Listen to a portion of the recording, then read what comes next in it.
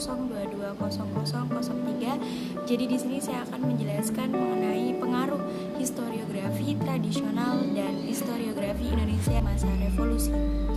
Historiografi modern yang tumbuh dari Eropa baru saja dapat berkembang di Asia Tenggara pada abad ke-19, di mana pada abad ini setelah ilmu pengetahuan dan kebudayaan Barat secara sadar dipelajari di Indonesia itu sendiri. Nah, pada kala itu para penulis atau tulisan-tulisan yang menjadi pemikiran dari para historis atau para penulis menuliskan mengenai hal-hal yang dimana tulisan yang dihasilkan itu tidak dipengaruhi oleh bangsa Portugis, Spanyol, Inggris, dan Belanda. Nah, pada kala itu abad ke-18 penelitian sejarah memberikan sifat yang terbatas dengan pembentukan Perhimpunan Batavia untuk Seni dan Ilmu di Jakarta tahun 1772.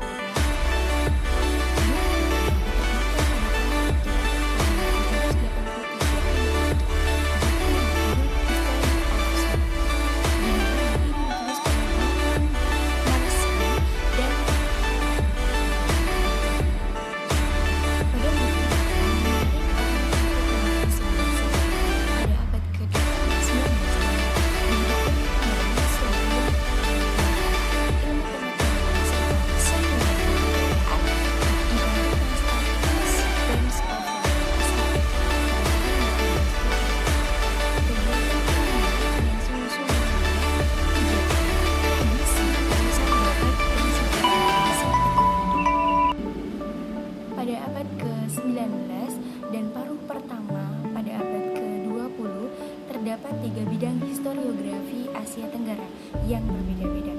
3 bidang historiografi yaitu 1. Sejarah kuno yang tidak dikenal atau kurang dikenal. Yang kedua adalah sejarah kolonial yang mencakup mengenai perdagangan. Yang ketiga, periode tengah yang berkisar antara 4 sampai 10 abad sebelum abad ke-19.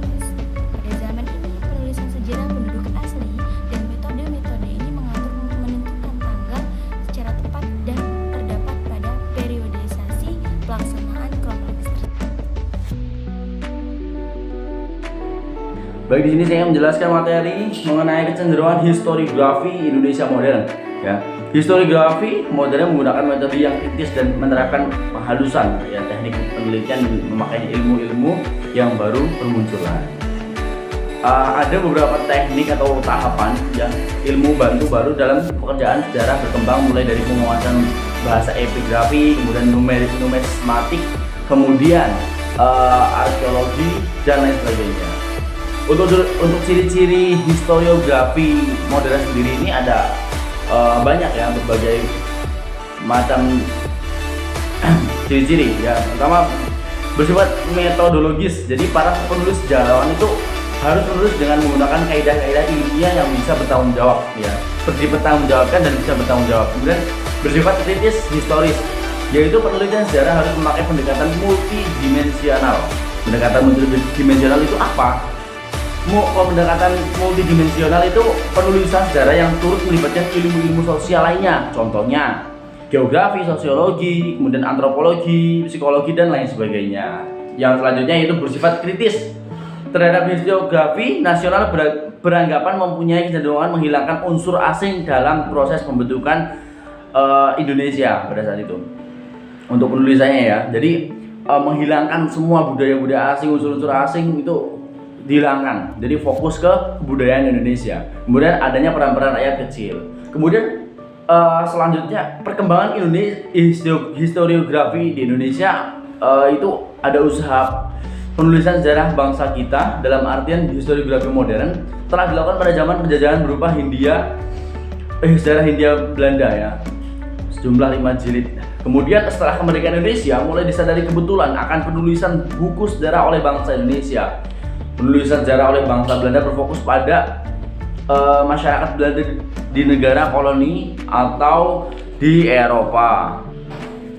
Penulisan sejarah oleh orang-orang Belanda berfokus pada masyarakat Belanda di negara koloni atau di Eropa. Sekiranya terdapat pembahasan tentang Bumi Putra, Tentunya dari perspektif barat, Van Leeuwen misalnya nih, oleh karena itu muncul pemikiran untuk menulis sejarah oleh orang-orang Indonesia, sejarah sendiri ya, sebagai history from within.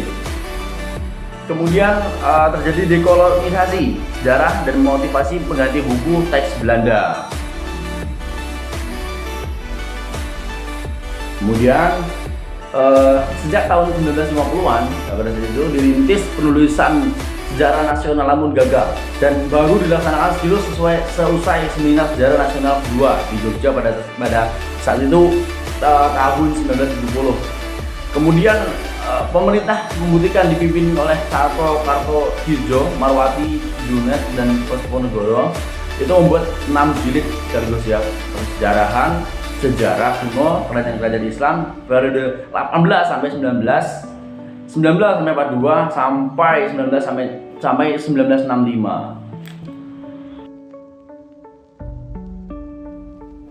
Baik, yang selanjutnya saya sendiri Arif Taudin, NPM 2022018, yaitu saya akan menjelaskan tentang tokoh dan karya historiografi modern Indonesia. Pada historiografi modern terdapat suatu tokoh baru, yaitu munculnya peran-peranan rakyat kecil, yaitu bisa disebut dengan wong cilik. Nah, sebagai pelaku sejarah yang bisa dibilang dipelopori oleh Profesor Sartono Kartodirjo, yaitu penulisan sejarah selama ini boleh dikatakan didominasi oleh para tokoh besar seperti para pahlawan kemerdekaan atau tokoh politik yang berpengaruh.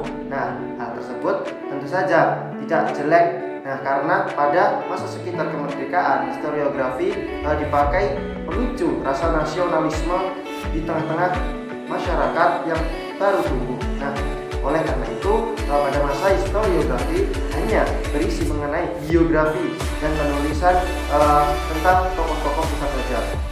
Nah, pada perubahan pandangan penulisan sejarah yang semula Eropa sampai sentris menuju Indonesia sampai sentris, mempengaruhi perkembangan historiografi yang selanjutnya, yaitu karena pada masa penjajahan Belanda, historiografi Indonesia memiliki ciri Eropa sampai sentris. Nah, itu lebih memandang bangsa Eropa sebagai paling baik dan bangsa di luar tersebut adalah tidak baik.